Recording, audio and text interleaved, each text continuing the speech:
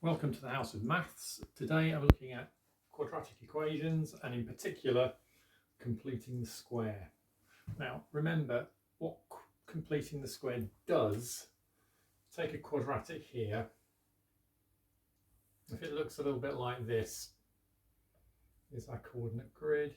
If we plot that, we're going to get a curve something like that, and completing the square is going to enable us to get the coordinates of this minimum point on this curve.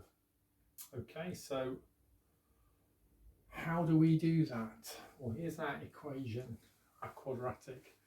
What we do is, in effect, we're going to take this number here, we're going to halve it, square it, and add it to both sides. So what does that look like in practice?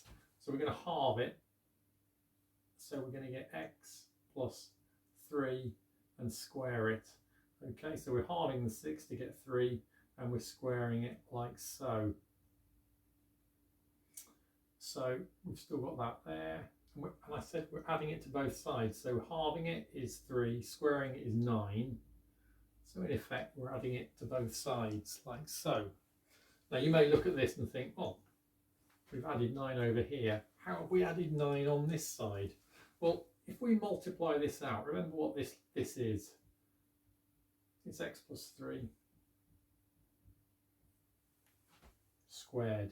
So if we multiply this out, x times x is x squared, x times 3 is 3x, 3 times x is 3x, that's going to give us 6x, and then we multiply together the last two terms, which give us 9 like that.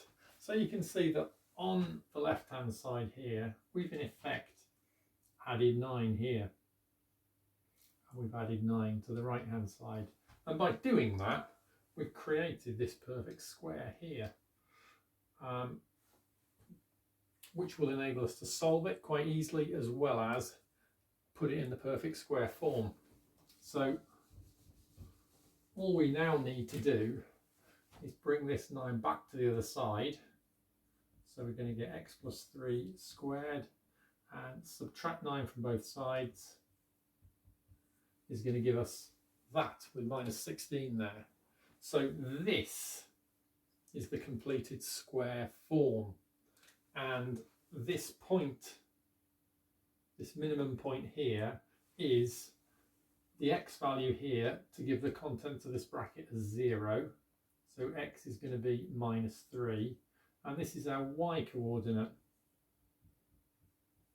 Okay, so that is the completed square form, and this is this minimum point over here. So the x is minus 3 and the y is minus 16. So it will give us that minimum point. Now we can also go on to solve this if we want to. Okay, so there it is. All I'm going to do is I'm going to add 16 to both sides. Okay, now I can square root both sides, which will remove the squared from this side. Now remember, when we square root something, it will give a positive and a negative outcome. Now I'm going to subtract 3,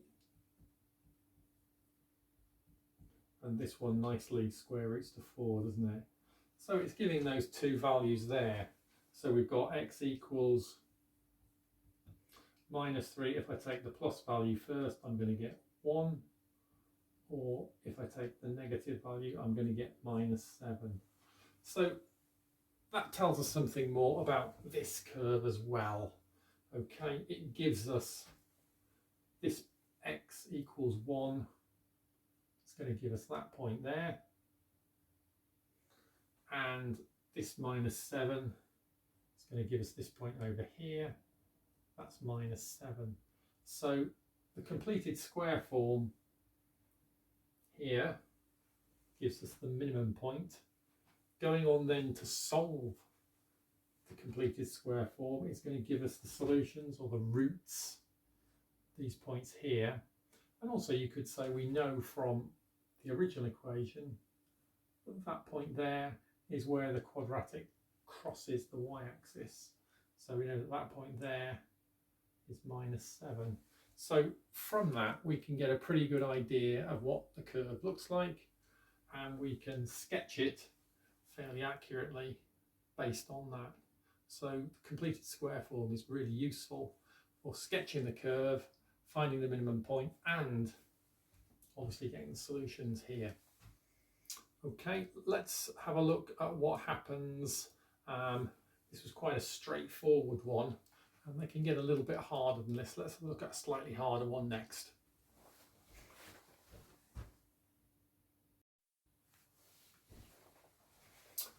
Okay, here's our next quadratic. Here it is, x squared plus 9x minus 10 equals 0. Now this one, when we come to halve this term, square it and add it to both sides, you can see that we're going to get a fraction here, aren't we? So not as easy as last time. So we're going to halve it. So that's 9/2 squared. And we're going to halve it, square it, and add it to both sides. So I've got to square this. This is it halved here. Now we need to square it. So to square it, we just square the top and the bottom. So we're going to get 81/4. And then we're going to bring that back over to this side and get it in the completed square form. So we've got x plus 9/2 squared minus 10, and then we just subtract this. Okay, right, now we've got these two terms here and we can combine those. Now the easiest way to do that is to rewrite this one. I'm going to write this one, I'm going to rewrite it with a denominator of 4.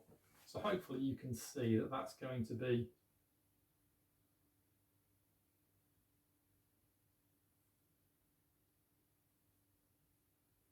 okay. 40/4 is 10.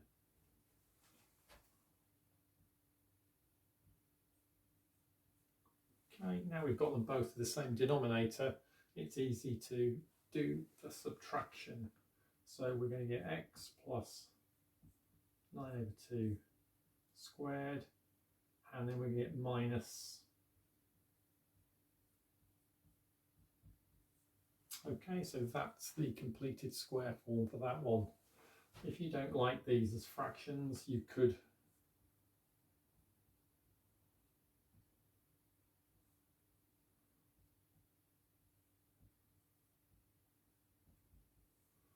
write them as decimals if you preferred it that way. But there's the completed square form for this quadratic, where we've got a fraction to deal with here and over here. So slightly harder, but not that much harder.